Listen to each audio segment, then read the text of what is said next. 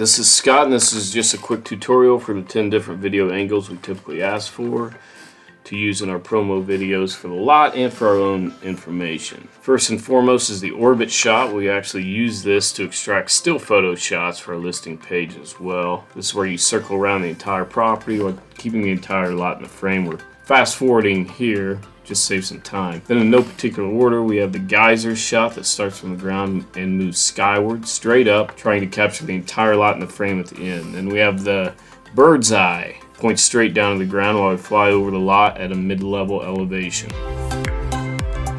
Here's the treetop flyover where the camera is pointed much more towards the horizon versus the bird's eye.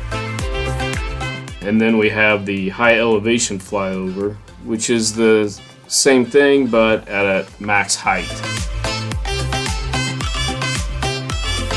The 360 pan is taken while hovering over the center of the lot and then scanning the horizon all the way around. The best reveal angles start from an interesting spot like down the road or over a hill, but they always begin away from the property and fly up to the property line. So that's what we ask for the drone. Now for ground video, we typically ask for 3 more shots, scanning the entire road frontage with the road in the frame.